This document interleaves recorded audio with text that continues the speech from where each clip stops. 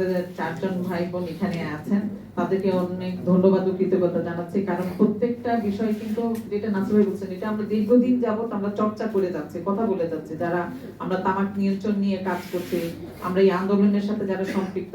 Just আমরা এটা চাচ্ছিলাম যে একটু ডিপলি কিছু তথ্য আমাদের কাছে আসুক, যেটা আমাদের আগামীতে কথা বলার জন্য বা আমাদের আগামী পরিকল্পনাতে যেন আমরা এটাকে ইনক্লুড করতে পারি, সেই জন্যই কিন্তু আমাদের এই প্রতিবেদনগুলো সামনে আনার কথা। আরেকটা যেটা হলো যে অল্প পরিসর না, এটা জাস্ট আমরা শুরু করেছি। আমরা চাই আরো মিডিয়া কর্মী ভাই বোনেরা এই ধরনের উদ্যোগগুলোতে আসবেন এবং সদিচ্ছা নিয়ে ওনারা করবেন। এই কমিটমেন্টটা কিন্তু আমাদের সবার, জনস্বাস্থ্য কিন্তু সবার উপরে। জনস্বাস্থ্যকে যদি আমি সবার উপরে রাখি, তাহলে আমাদের তামাক নিয়ন্ত্রণ আইন বাস্তবায়নটা খুবই দরকার।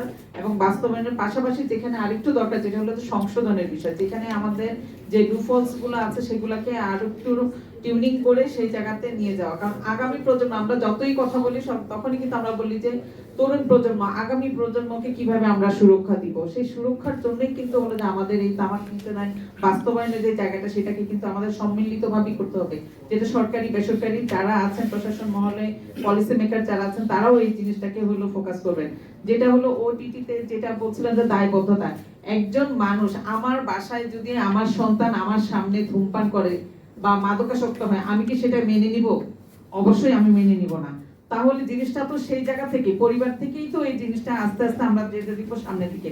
আমি যদি সেটা আমার সন্তানকে যদি না দেখতে চাই, তাহলে তো আমি জনসম্মুখে তো আমি এই ধরনের প্রকাশ্যে ধূমপান, আমি যেটা বলবো যে ঈদের নাটক সিনেমা আমরা আগে আনন্দ নিয়ে দেখতাম, আমি লাস্ট কয়েক বছর আমি টিভি দেখা বন্ধই করে দিচ্ছি। কারণ আমরা আসলে বিনোদনের জন্য কিন্তু ওই জিনিসটা চাই, একটা মেসেজ চাই যে কি মেসেজ দিচ্ছে।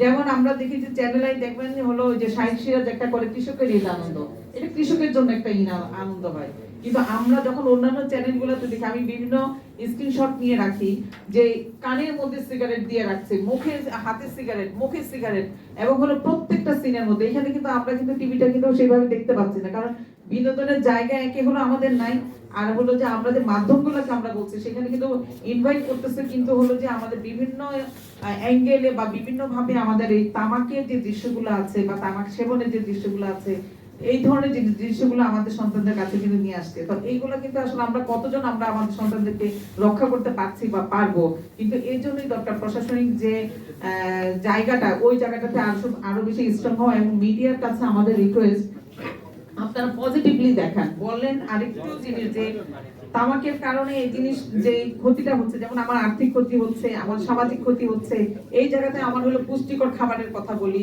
আমাদের সামাজিক যে একটা আমরা হেয় হচ্ছে কিছু কিছু জায়গায়। কারণ এটা খেলে কিন্তু সবাই কিন্তু ভালো চোখে দেখায় না, লুকায় লুকায় কিন্তু খায়। যখন হলো 7 থেকে, আমার মনে হয় 6 থেকে এখনকার বাচ্চারা খাচ্ছে, 6, 7, 8, 9 থেকে একবারে তাদেরকে টার্গেট করি তো তোমার কোম্পানি আসলে এই জিনিসটা করছে, প্রচারণাটা করছে।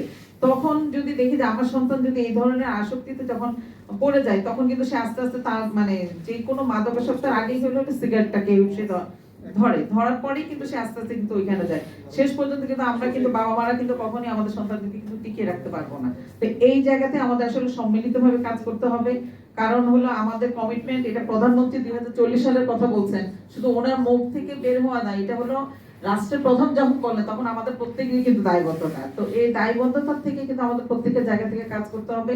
প্রত্যেকে যদি কাজ করি, তাহলে তামাক নিয়ন্ত্রণ হয়তো একবারে আমরা শেষ করতে না পারলেও অন্তত যে আমরা একটা জায়গায় যেতে পারবো, যেটা হলো যে বারবার বলছি যে আমরা 5% যদি নামিয়ে নিয়ে আসতে পারি, সেটাও কিন্তু আমাদের জন্য অনেক বড় বিষয়।